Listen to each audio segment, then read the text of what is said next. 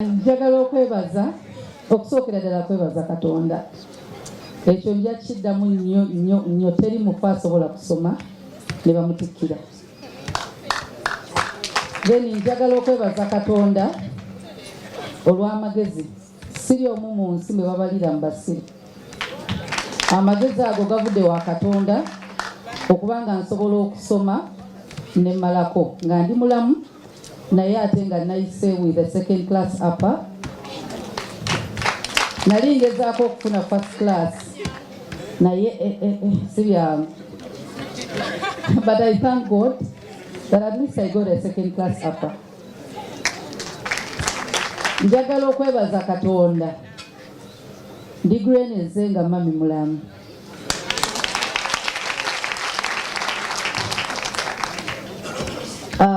When nasomera mami ate walolo yali mu intensive care naye kimu kye nasaba Mukama nti mami alina okulaba degree gye yali ayagala. So mami kansubire nti oli proud. Amina. Saagala kumwogerako nnyo. Simanyi kanjogere ndowooza kuba sista bange. Emmeeza eri eryawo ninawo bammami babiri. Omu ye Imelda Kisembo, omulala ye mami Mbabazi. Muyita mami kubanga yazaala Derek Vuchi. Derek Vuchi nga tannawasa yali best friend wange. When he married, now this is for Emmy. When Vuchi married Emmy, he ceased to be my best friend because Emmy is supposed to be Vuchi's best friend. Chevudenga manti Vuchi takyali best friend wange. Era nga ffe tusomesera tuyigiriza nti at least omuntu gw'olina okusooka okwesiga mwami wa mukyalawo. So officially na resigninga lwe yaŋŋamba wasa Emmy. So na passinga on nange obuvunaanyizibwa nembuwa Emmy. Emmy, thank you for taking care of my friend. For my best friend. Mami wa Derek Vuchi naye abadde mulamu bwange kyobola muyita mami kubanga Vuchi muganda wange.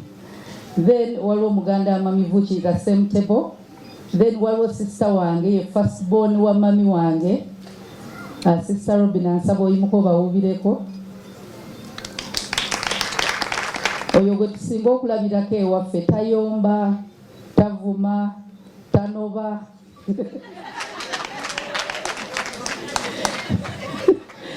Bakulu bo we banoba kyangu naawe okunoba. Kati ewaka baŋŋamba wano tolabanga waakomyewo olw'olikomawo noonya gy'olaga. So ye first born wa mami weebale kubeera kyakulabirako kirungi eri ffenna abaana bo already balina labyeko Jackie n'abalala. Then yes Jackie weebale kuva yonna gye wavudde wala. Then sister wange gw'olaba woolaba akatambaala ewaffe oba waliyo interreligious council. Sister Rehema Musiramu Hajati abeera Mbale, so she came all the way from Mbale to be here with me, to celebrate with me. N'omwami we Haji Hashim Mwenyi yali yasimbyewo konga mwami SPD mwami Senkubuge kuba president naye ngenda okuddamu okulaba nga atambula ne General Katumba Amala ne ŋŋamba oba yalidde oba president ne bukomaawo. So mulamu wange tukwagala nnyo ne basisa bange wabaddewo brother wange Hakim, Robert, mwebale kumbeererawo.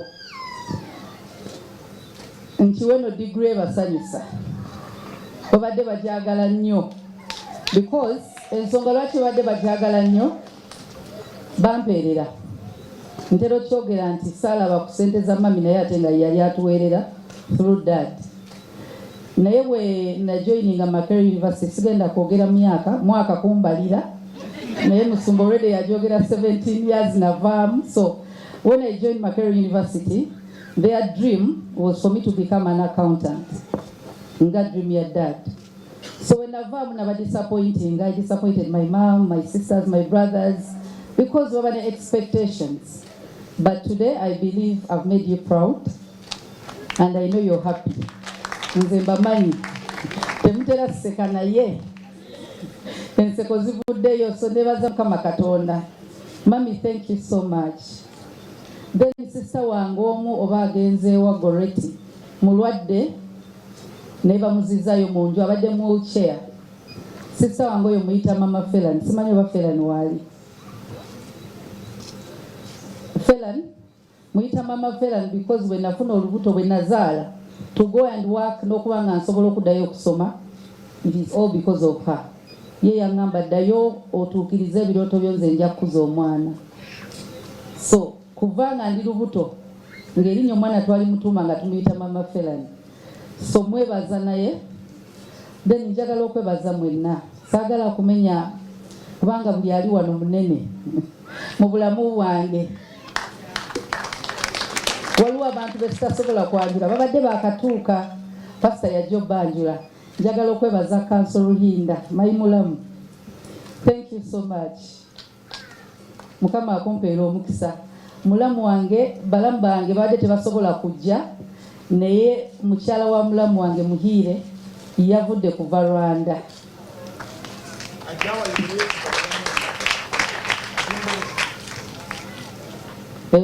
Oluganda awo teruliwo, mujjawulira olulimi olulala. Yavudde kuva Rwanda okusobola okujja okubeerawo olw'emirimu abalala gye babaddemu ne mami nga tasobola naye nga mukosefu. Ne balamu bange balawe bali wano, abakadde b'ekkanisa bannange mbaagala nnyo. Simanyi ndowooza kulaga mukwano, but I love you so much. Mwebale kunjagala na kunsapootinga.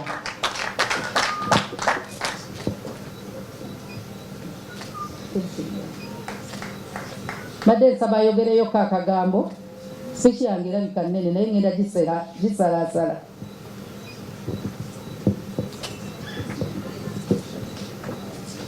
Awolokanda Katonda yeebazibwe.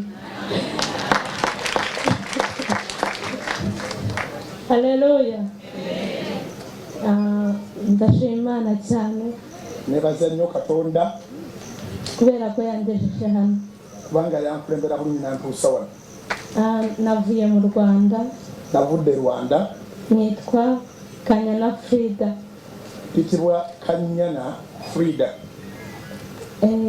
Ndashimira Pastor and Susan.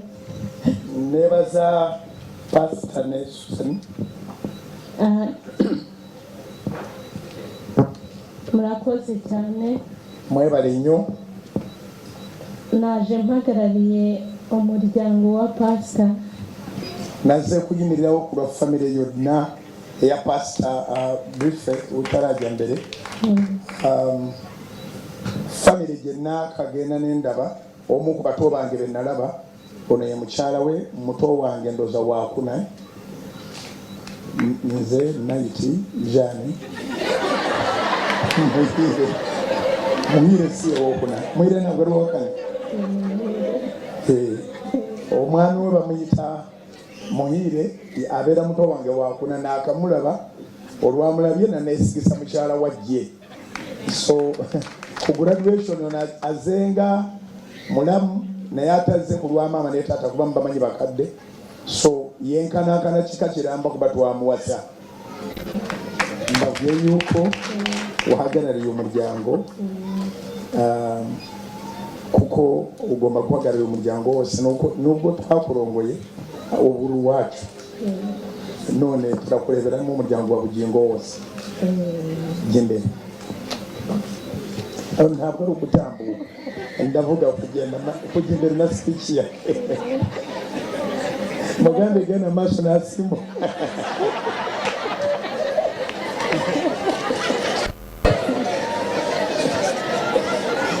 Murakoze cyane rero. Mwebale nnyo okutusekerera. Bambwiye ngo basuhuze cyane. Bamutumye nti atusobako b'okulamusa gye tuli. Kandi barabakunda cyane. Ekyo nakyo kimuno bana eky'olukundo. Baagala nnyo. Ndashimira inshuti za Pastor na Susan. Yebaza mikwano gya Pastor ne Susan bannange. Mwarakoze cyane, iki ni igikorwa cyiza. muze mukola bulungi nakati mukoze bulungi nnyo kino ekikolwa kyamaanyi kirungi igikorwa cy'urukundo nanezerewe cyane kubabona aha ngaha kandi nanjye nabakunze cyane obubaka bwa Susan bwe sibavunulira bwadde bwoli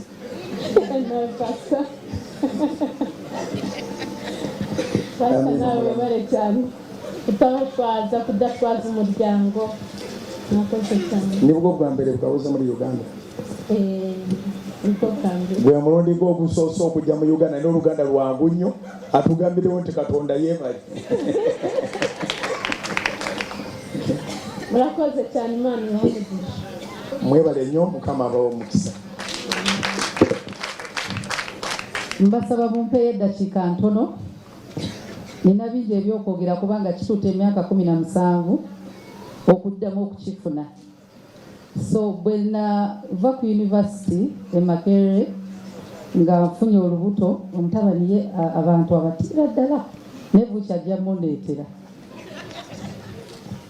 ye degree gye najja e Makerere so erina okubeera wano degree e Makerere erina okubeera wano neya Cavendish so bwe navaayo nentandika okuyiiya obulamu nkole to take care of my boy myself nate saagala siri muntu nnyo ayagala okubeera nga nsabiriza baganda bange bandabirira ne bamperera kya kiseera kyange nange okubanga netusaako naye njagala okwebaza waliwo omwami afande waliwo meja abadde wano bagenze nafande nayebale mwebale kubeawo ndowooza bafulumye naye bwe ntandika okukola nga nsinkana abantu babiri ku mulimu gye nali nkolera omulimu ogwo gwali gwa waitress ku Kampala Casino nenda kusabazaamu ne Magi mujje we call ourselves the BFFs tubadde ba mikwano kuva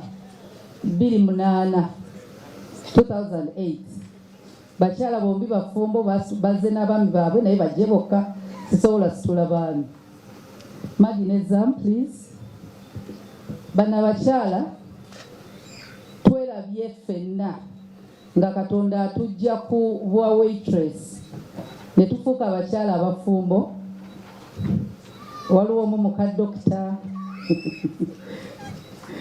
ono ye Zam sigundi si bizigo sifako bwati era twamuwalananga nnyo nga tumugamba naye ffe twabaaki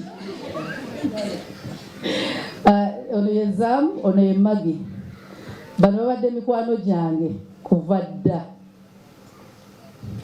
era nga ndowooza be bantu abatakuganya kusigala wansi bw'ogaana okweyongerako tokolagana nabo nga that's the challenge nti balina okupushinga si nti bakukyawa but we've been together since 2008 abasinga bakimanyi si kyangu abawala okubeera ab'emikwano ne beeyagaliza so ffenna ne tufumbirwa Katonda yatusaasira ffenna ne tufuna abasajja abaami ng'abaami baffe bwe basituka babawulira mu kwogera bwe boogera buli omu asirika nawuza saagala situla baami bammwe naye bano abantu buli lwe tusisinkana ffe tumanyi okusinkana omulundi gumu mu mwaka ffenna tuli bize naye omulundi ogwo gwe tusisinkanye guba gwa mugaso I think twasembeyo okusinkana last month era tumanyi ndowooza meeting y'omwaka eweddeyo eyinza okuddamu nga tutwala baami baffe twateeseza okutwala baami baffe out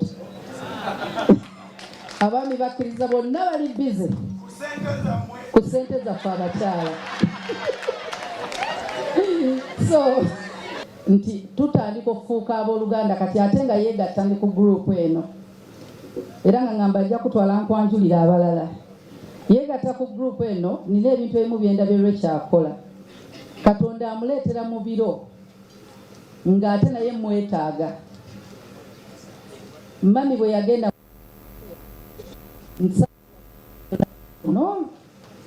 n'olumu naye nga lwekyo tava mu ddwaliro mpaka nga makinze sure nti mami ali fine degree yange emakere yino kasono yeno height temugifaako nnyo abavandimwe bwe batyo so this is Felan Nio sijja gamba firstborn waffe bwe nga firstborn waffe mba nnimbye kangambe firstborn wange nzekka naye bw'aba waffe oba bawakomeka sijjawo gattagatta but this is felony. Mwagala nnyo kubanga eno degree eno yakubiri yandibadde bagiyita masters. This is my first degree era bwe ngamba nti Makerere saalemwa najjayo a handsome boy waliwo awakana so noboddayo okuyimirira ono olujja kuba lutalo naye nebaza Mukama Katonda olw'abantu bano ndowooza waliwo wanaabulako bamuyita nti Su Pavini ono bwe twasooka oyingira mu Salt tujoyininga Salt Media SPD atuwa emirimu nali sigenze kola ku mpewo omuntu omu oba naabulawo alina okukola ku makya SPD nangamba tuulamu naye okutuulamu kwa SPD paka ne kakati nkyatuulamu mu shows. So abantu abasooka mu Salt ba pioneers be batanayongeza musaala mulundi gwakubiri yenze ne Pavini ndoza ne MD waffe waali ne general manager waali. So meeting up Pavini nga mukozi muno nti muli ku mulimu mukozi naye nga tunyumya tukwasaganya emboozi njagala balaga ku mikwano gyange emirala terikucha basinga bamanya badde wano MC bano abantu babadde part of my life era n'okusoma kubadde kwangu nti nkola ne Pavini naye nga tukeera ku makya ne ngana okola junction ne mbagamba ngenda kusoma ne bagamba onobeera free nga fotuya ne mbagamba ate sho tebagenda musumba tugoba tujja genda tumuyiiye genda osome. So nga Pavini nanti Su they will give that moral support that you can do it. So njagala okwebaza Mukama. Rachel, thank you very much.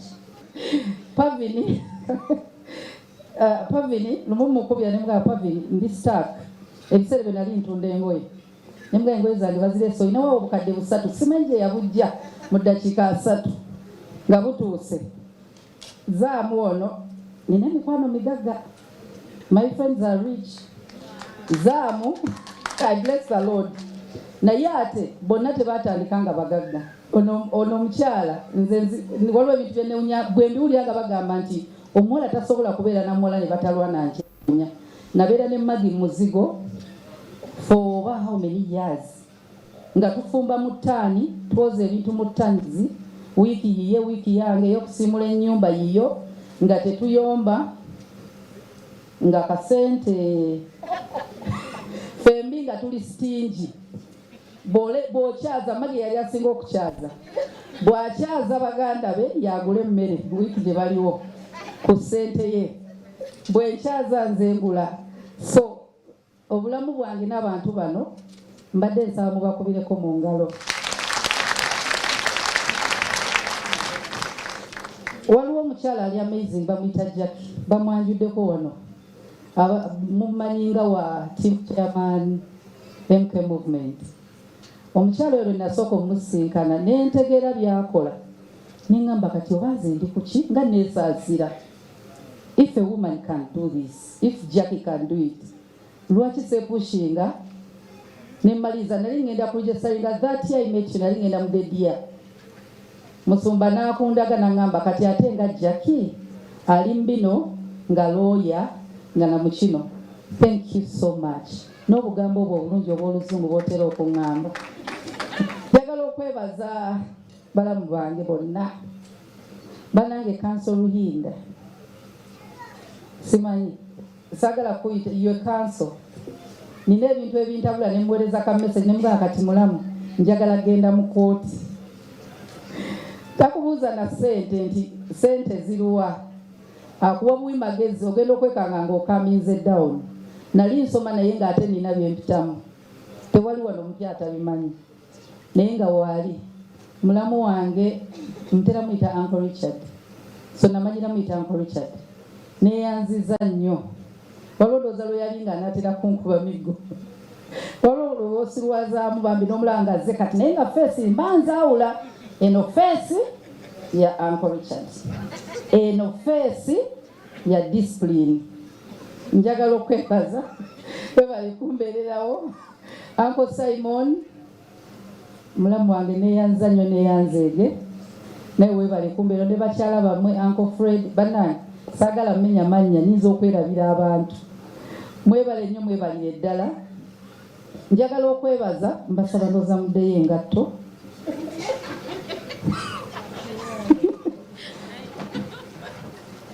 bannange kyokka abagagga baleeta bimuli obadde oyagala muki Kavin wandimpaddemu 10 zange dollars. All right, thank you. Naye ebimuli akimanyi mbyagala. Thank you so much. Njagala kwebaza waliwo abawala bembeera nabo simanyi gye balaze. Janat jangu omwomu kubanga njabba nnyonnyola nga abantu babalaba. Bambi nsaba mu nsonyi wakadde naye ndowooza nzaddirira asembayo pasa yaddako okwogera.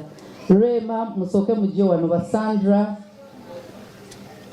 Buli abeera mu nju eno ajje wano. Olwaleero oba tozze owa booda wali akutuusa e Kampala.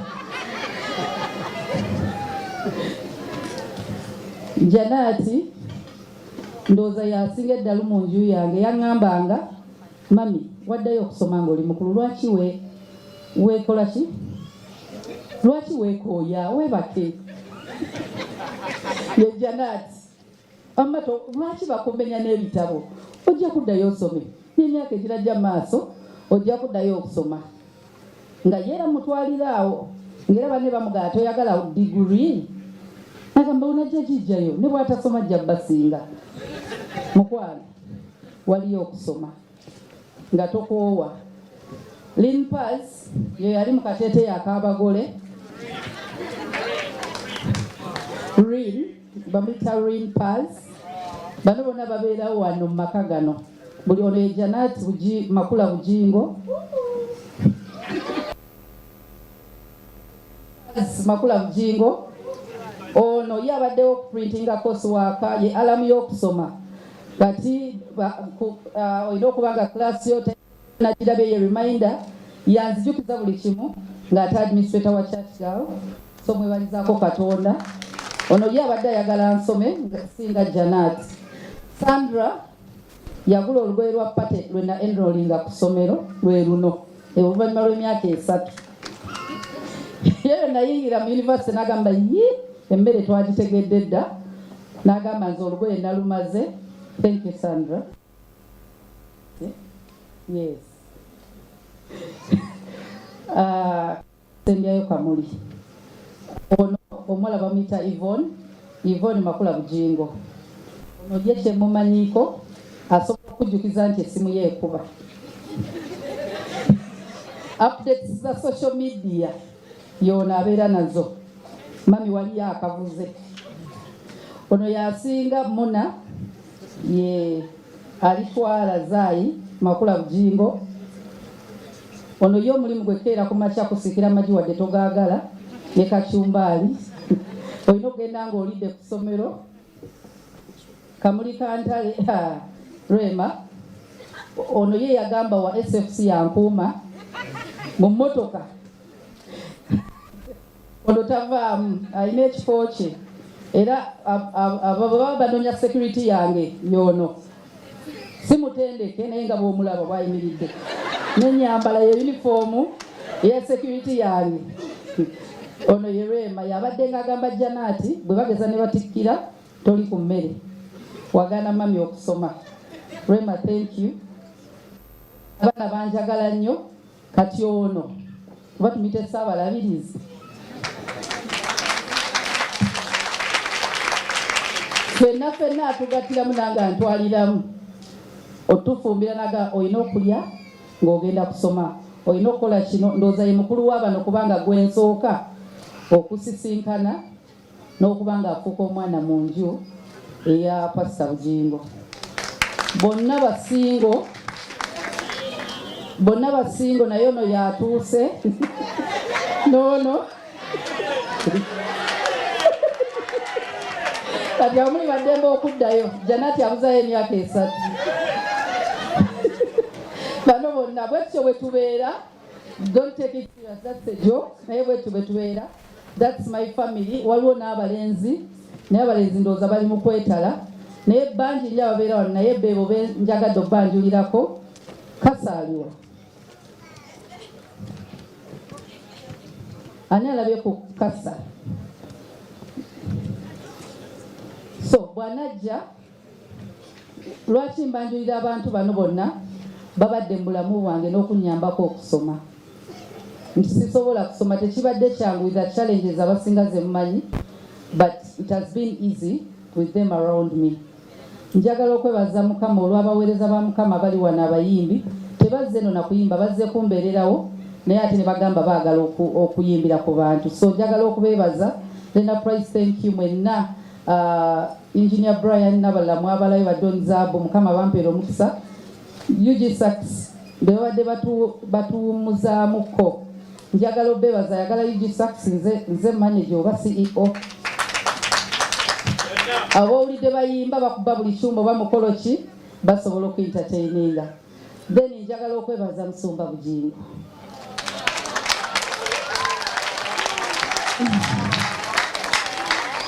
Last but not least,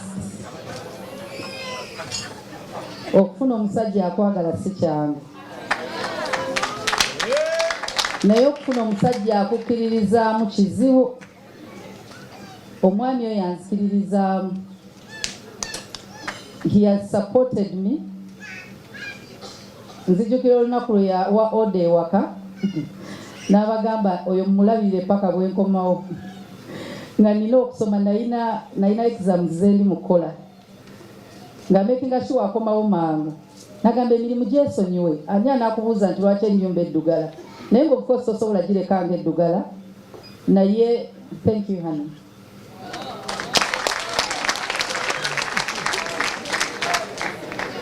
Ate era okusoma yabadde guardian si muzadde. Yabadde aweerera. So neyanziza nnyo okumpeerera. Simanyi gy'obadde ojja fees naye. Neyanziza. Webale kukkiriza nti neetaaga okweyongerako n'otakirwanyisa. Si kyangu. Neyanziza nnyo neyanzeege. I pledge my love, my support. Nja kubeera patnaawo nange mu buli kimu.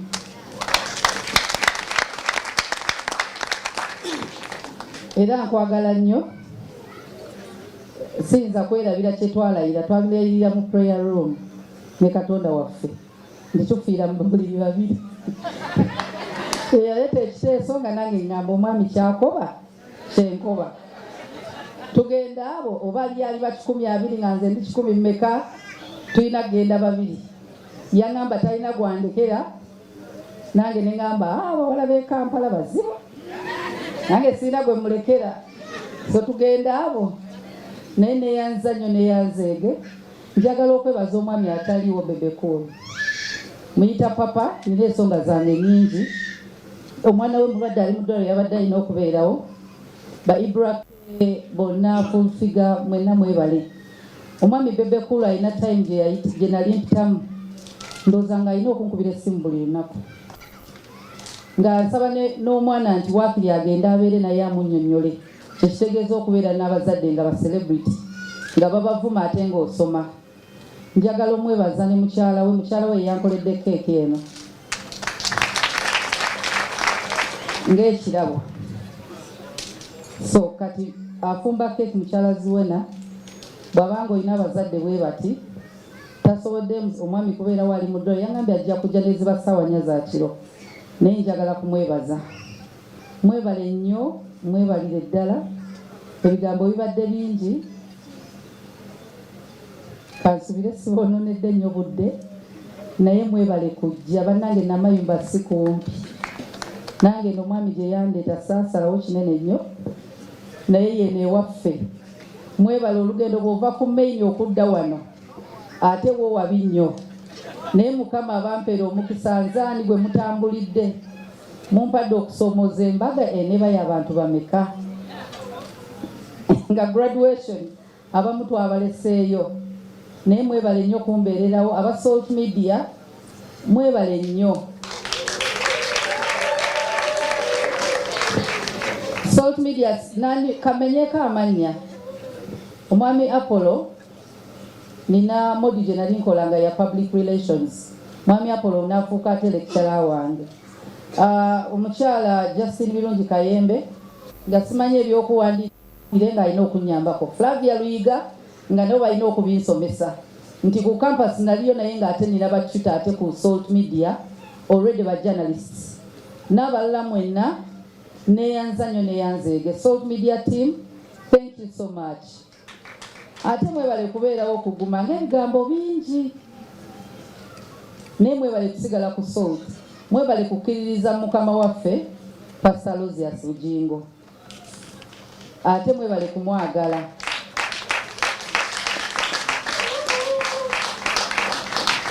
Mwami Apollo mukama akumpeera omukisa. Mwami Apollo yangambye nze namuyingiza mu mawulire mu media, so njagala okyebaliza mukama. Thank you so much. God bless you. Webale buteerabira ate webale kunjagala. So mukama bampeera omukisa, munzikirize nyanirize Musumba Bujjingo atuweyo ka speech ka dakika emu.